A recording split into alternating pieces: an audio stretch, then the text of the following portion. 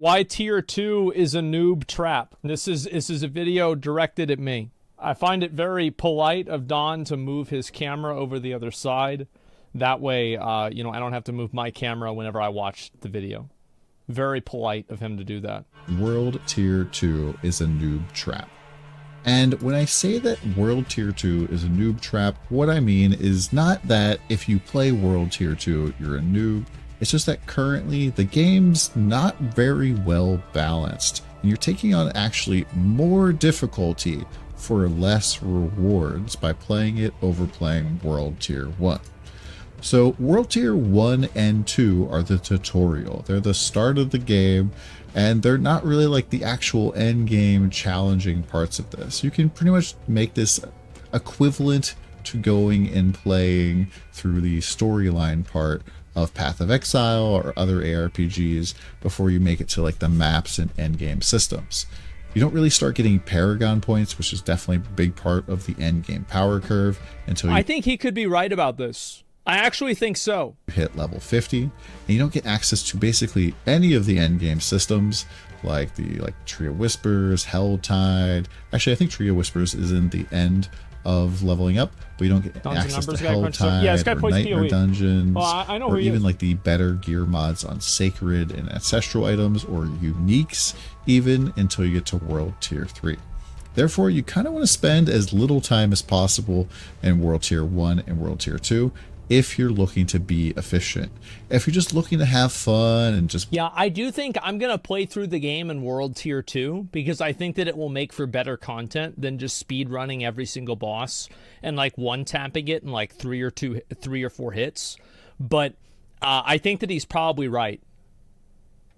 Blast mobs and just enjoy your time. Like if I was playing off stream solo, I would just do it in World Tier 1. By all means, take your time, enjoy it. Especially if you're not a content creator, there's no real reason to rush too much unless you enjoy the rush of competing against other people. But for myself personally, and the guys I'm going to be playing with, and Gal, we're going to be trying to push to level 100 as fast as possible and hopefully be one of the first teams to do so. So, all right, how do you get to World Tier 3? First, you have to do 2 things. You have to complete the campaign on any character, and so you can complete that campaign on the pre-season and then carry that forward forever. You never have... Oh really? Wow, I didn't even know that. Holy shit. Only casual players play easy mode though? Well, what he's saying is like, so he's comparing the World Tier 1 and World Tier 2 to doing the campaign in Path of Exile. Most people that do the campaign in Path of Exile, like for me, I've done the campaign in Path of Exile over 20 times. I know exactly what's going to happen. I know how it's going to happen. I know what it's going to be, right? Like all the bosses, I get the way the bosses work, etc. And that's for me only. This guy's probably done 100 times. So our goal when doing the Path of Exile campaign is to just complete the campaign and get it over with as fast as possible.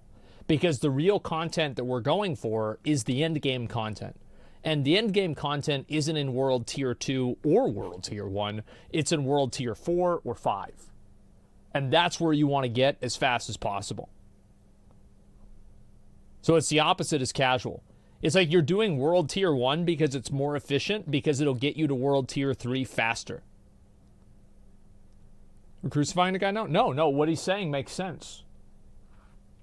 To do the campaign ever again, and then you also have to finish the capstone dungeon on World Tier 2. Yeah. But you only have to complete the capstone dungeon on World Tier 2. You don't have to do anything else at all on World Tier 2. Yeah. So you can just basically play on World Tier 1 the entire time, and then when you feel ready to take on that challenge, you just flip it up to World Tier 2, hop in the capstone dungeon, finish it off, and then flip it up to World Tier 3. Don't have to do anything else. So basically, you want to get through the story as fast as possible, and then you want to get experience and gear as much as possible, as quickly as possible, so you can take on that capstone challenge. Yeah, of course. So... yeah, like your goal in World Tier 1 and 2 is to complete the Tier 2 capstone dungeon. Like if you are an in-game focused player that only wants to make your character as strong as possible, that is your goal. Is World Tier 1 or World Tier 2 faster for XP and gear? Well, the rewards for World Tier 2 are... In World Tier 2, you have 20% more experience in gold. Okay, so let's look at some logic, right? So if World Tier 1 is 100% like health and damage, and World Tier 2 is 150%. So that would mean World Tier 2 is effectively, like, it will take you approximately 50% more time to complete the game. So you're taking 150% versus 120%. So if you can clear 50% faster, the 20% bonus is not worth it, because for how much faster you can clear at a lower level. Do you see kind of how that logic works? As follows. Monsters give 20% increased experience. Yeah, it's basic math. Monsters drop 15% more gold. And you can note right away that these benefits don't affect quest experience, explorer experience, or any source of experience except from monster deaths. Yeah. So it's only monster related stuff. And these enemies are more challenging. And I can definitely tell you from playing through the campaign on World Tier 1 versus World Tier 2 that World Tier 2 is much more difficult than it is on World Tier 1. It will definitely take you a lot longer to fight everything, and it's definitely slower. That might not be all that much slower when you're like level 10. I wish they would give it more gear upgrades. Like, give it like a magic find bonus. Like, make it to where like you get 50% more rewards or something like that. Because I feel like this is kind of bad balance. Like, you should want it to be the most efficient thing to do is to do the hardest content. I find that a lot of times it's very boring in games where the meta is to farm easy content and do it really fast. I think that's less fun than farming hard content and doing it more slowly. And you've just freshly put 7 points into your main core skill, but especially as you level up. I think that also, like, PoE does a good job of kind of incentivizing both things, right? Where you have like magic find builds that clear lower level maps and they get really good magic find multipliers, and then you also have like good builds that are able to like clear bosses, etc. But I don't think that Diablo 4 is going to be expansive enough to provide a world where you know, like both of those types of gameplay are equivalent. From your passive points is going down with every level. I don't like Magic Find either. It is going to become bigger and bigger gap between the two of them. So why play World Tier 2 then? You only really want to do this if you want a slower, more challenging, more grindy early game experience. This is not going to get you the end game any faster.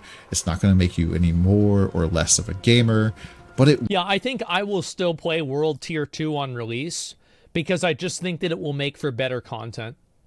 It will be more thematic when fighting bosses if they take more time, rather than just like fighting them and it takes like 5 seconds and then it's over. Okay, done.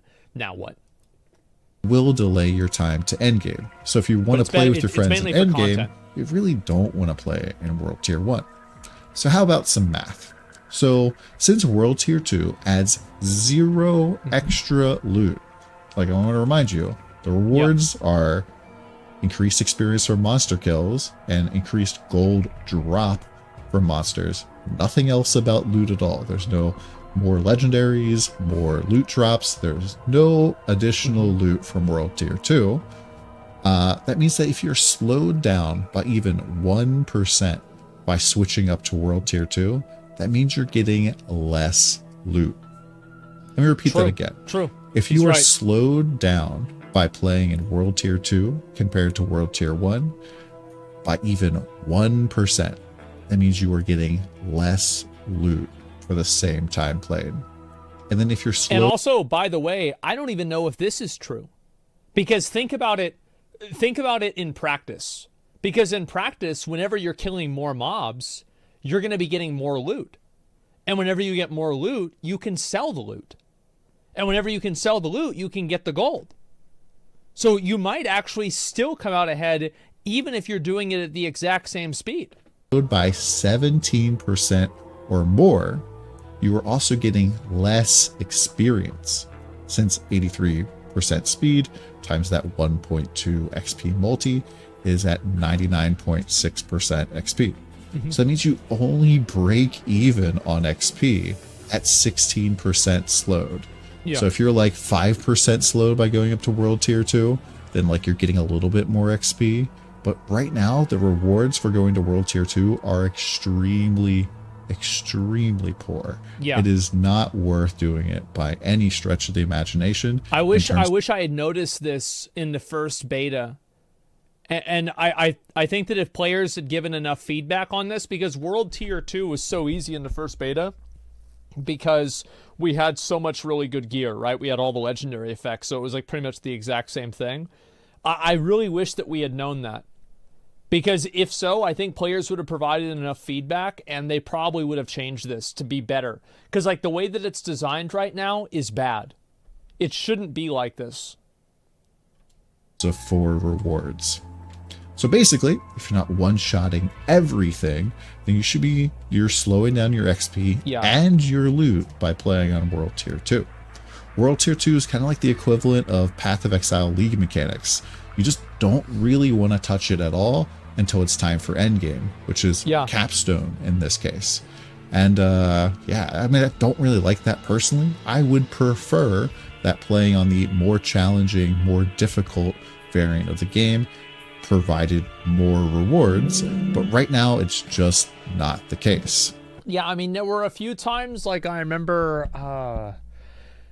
there was like 2 or 3 leagues where, especially like leagues that don't require you to interact with a menu, stuff like Breach, etc., is still kind of worth it whenever you're leveling up. But the problem is that like, and even Chris Wilson talked about this with PoE, that the multipliers for the mobs that were part of league content was so much higher than everything else in the game that it was like 300%, like 500% more health on like league mobs versus like normal map mobs. So it was so fucking garbage. So yeah, Scourge was good for leveling. Yeah, a few of them were okay, and especially leagues that would give you a tabula or something like that. Like I remember I didn't get a tabula, but I had a lot of friends that got tabulas in certain leagues.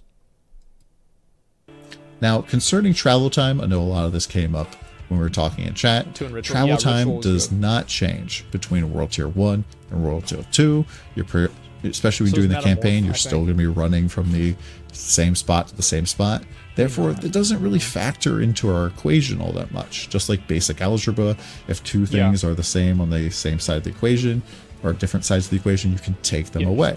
However, you will finish the fighting parts of the campaign faster in World Tier 1, so you'll get your mount faster in World Tier 1, and you'll be riding along in your mount while the World Tier 2 guys are still walking. And this is definitely a big deal if you're like a necromancer who doesn't even have any movement skills. So I think for me, the strategy is going to be create character, select World Tier 1, blast right through the main story quest, just completely tunnel in on the main story quest as much as you possibly can. So somebody says, I think he's overselling this. He's technically correct, but I can kill Tier 2 mobs in basically just as fast as Tier 1 mobs as a Sork. Basically just as fast. Let's talk about basically just as fast, okay? All right. So basically just as fast. Okay. So you have a mob kill time, World Tier 1. Mob kill time is 1.0 seconds, okay? World Tier 2, mob kill time, let's say 1.1 seconds. Okay? Let's say you kill 3,000 mobs. So 3,000, let's go ahead and just do some calculator. 3,000 divided by 60. So you're going to waste almost an entire hour if you kill 3,000 mobs in World Tier 2 versus World Tier 1. Even if you only save 1/10 of a second.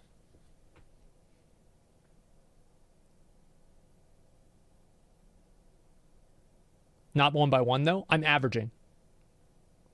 Extra attacks take way longer than 0.1 seconds. I know.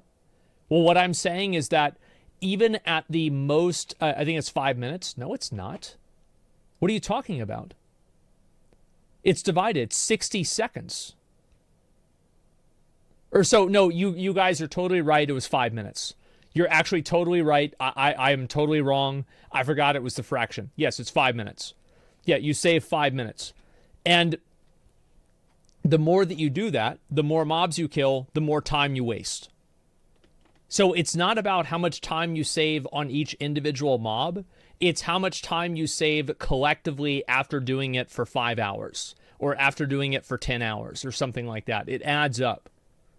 And whenever you look at the amount of time that somebody spends doing it, like over, like, let's say 3 days, that's whenever the difference really shows.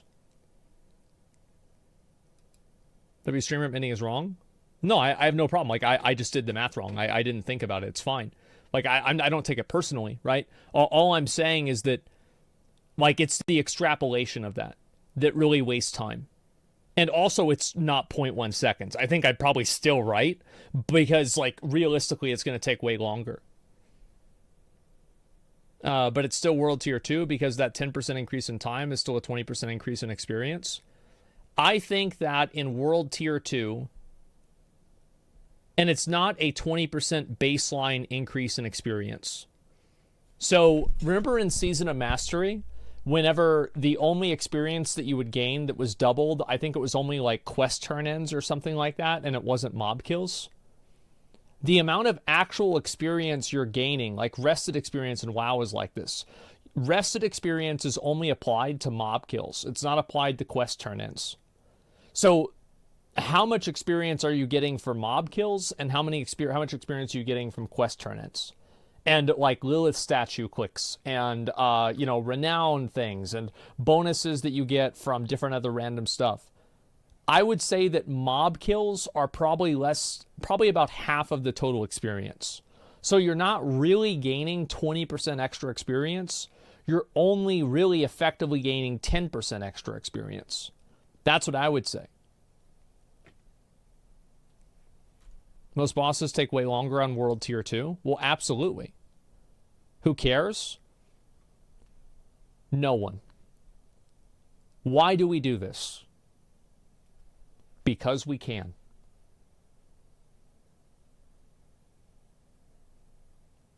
Because it's fun. I know this might sound stupid, but there are people that enjoy min-maxing. Doing this is the fun part of the game. Still do need to kill some stuff as you're going through to keep up with the minimum level requirements of the zones, but it's not really all that bad from what we've seen in the first zone. Maybe it's worse in Ska's Glen or Dry Steps. We'll have to find out. And then after you finish the main story quest, that's when you can start to like really focus on gearing up more from like running dungeons or events. This is kind of maybe a good time to finish more dungeons if you really want to finish out your renown rewards. Otherwise, I really wouldn't even touch like Altars of Lilith and stuff, especially not before you have them out. And then switch to World Tier 2, run Capstone, enter World Tier 3, and then I'm probably going directly to the PvP area. Because I think this is smart. This is like a lot of times like early mover advantage in games like this is always really, really good idea for PvP areas or high level areas being there first. I did this in Wrath, and like I got a ton of gold out of doing that. Are you actually going to start in World Tier 1, or are you just saying you understand his point? No. I'm going to do World Tier 2 because I think it'll be better content. That's the only thing I care about. I stream for content. There's probably not going to be very many people there at all. And granted, you probably won't bump into many people, period, in the PvP areas. But in World Tier 3, the only people that are probably going to be there, the people that are going super duper fast from like World Tier 1, and they probably don't want a PvP. They probably just want to focus on farming it out. And so here, the PvP area is a really great spot to farm for loot.